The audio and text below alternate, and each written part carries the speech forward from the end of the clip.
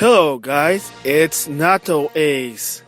I want to give my thoughts on a controversy about, Disney, EA, and yes, you know where I'm going, and that is the Star Wars franchise on EA, the video game legacy. So I heard about this news last night with a lot of people.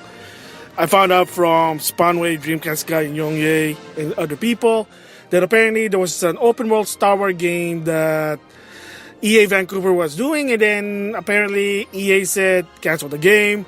And apparently the report was saying is that the game was going to take too long and they needed a Star Wars game like as soon as possible. So you kind of show what EA is all about. I mean, it's no secret. EA, just like Activision, are all about profits, about pleasing the investor, make more money, find a way to make money, even to take away the integrity of video games, such as, of course, if you remember the story of Star Wars Battlefront 2 with the loot crate. Even for a paid game, you want a pay-to-win loot crate. Yeah, I mean, they even tried to fix it with Battlefield 5, but in that game was just, it wasn't that good, but of course, I'm not into Battlefield, so I really don't know. Star Wars-wise, it depends on the game. Battlefront, I really don't care about it. But in the case of the Star Wars franchise for the video game, yeah, some people did a graph. Yongye basically showed it. He got it from Twitter from a guy. Links in the description box. Basically, games before EA took the Disney license got a lot of variety from shooter, racing, first-person shooter, heck, even Lego. And then post LucasArts, when EA bought the rights to the license, yeah, you only got two. And then you might say also, hey, what about Disney Infinity? Well, no, that was Disney Infinity doing their own license. And that was more like a Skylanders thing. That's just part of a bigger one, so that doesn't really count. I mean, but if you need some relaxing Star Wars game, yeah, Disney Infinity is not that bad. I played. I gave my thoughts about it. But yeah, so my thoughts here is, what do I think about the future of EA, or not EA, but Star Wars games? Well, all I can say is, as long EA has the rights for the license, it's doomed to fail. Like the minute, hey, EA announced a Star Wars game, it's probably going to be doomed to fail because they already canceled multiple Star Wars games from what I heard. The open world one, and then there was one called Star Wars 1313 that was also canceled. Of course, Viscera, the developer of Dead Space, basically was shut down thanks to EA because they said Dead Space 3 wasn't doing good and single-player games are not marketable. Again, you can probably Google that part about that because it's just really ridiculous. But it's really kind of shame because they do love some of the Star Wars games. Fortunately, I enjoy that. Even for the Famicom Star Wars, heck, even the NES version, the American version of Star Wars, I like that one. And Empire Strikes Back. And then, of course, by JVC, Super Star Wars, Super Empire Strikes Back, Super Return of the Jedi. They were actually good for the Super Nintendo. I have them good collection now when I think about it. But, of course, you can get Star Wars, the first one on the PS4. Don't know why, but SNES game with achievement or trophies. Interesting. But anyway, yeah, I mean, some of the games I like Star Wars, good to build up your trophies or gamer scores. But yeah, there were some good ones. I mean, one of my, I think I have to say, really good ones are Star Wars Rogue Squadron, the not really Wing Commander, but a Star Fox type shooting game. That was fun. I admit it. I liked it. I enjoyed it. It was exclusive to the GameCube, 1, 2, and 3, and then the first one for the N64 also now on Steam. Except I can't make it work because it's way too old, but I got it for cheap, so $2, who cares? But the bottom line is those games were good. How come they can't make those games again? Yeah, I mean, I would agree with what Yongye said.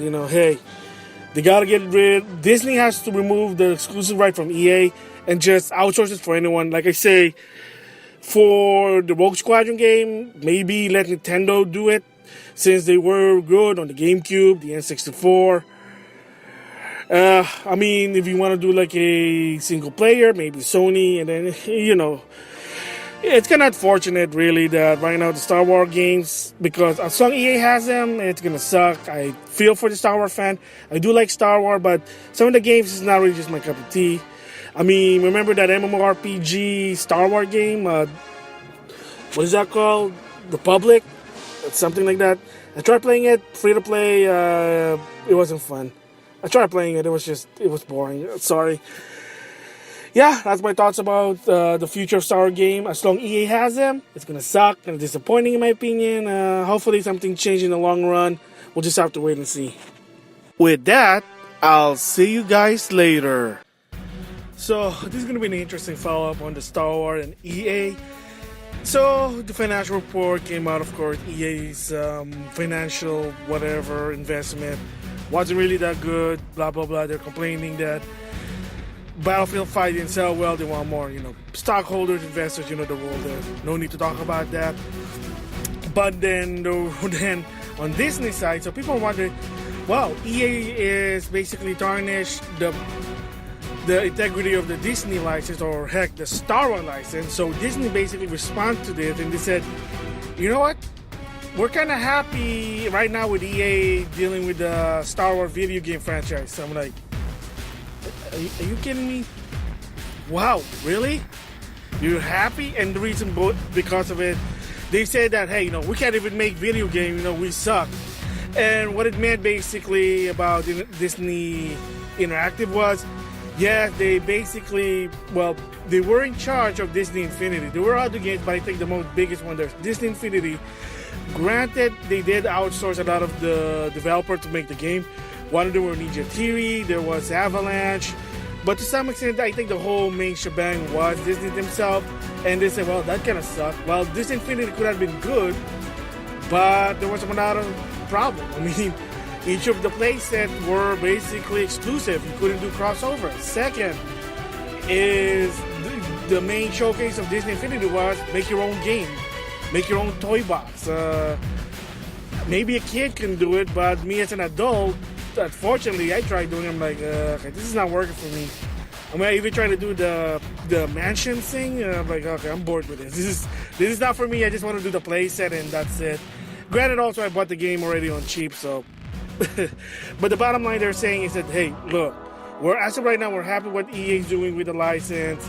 We're not complaining, even so that it's really tarnishing the Star Wars franchise to some extent. They got rid of the open world Star Wars game, the other Star Wars game, third-person shooter, and EA just wanted to make a Star Wars game yearly thing, whore out the Star Wars franchise in the video game industry. Yeah, so it is kind of unfortunate as of right now. Disney's position with Star Wars license with EA is that they're cool. So it is what it is. Can't do anything about it. Just hope for the best that the Respawn Star Wars game is going to be good. It's going to come out this fall of 2019.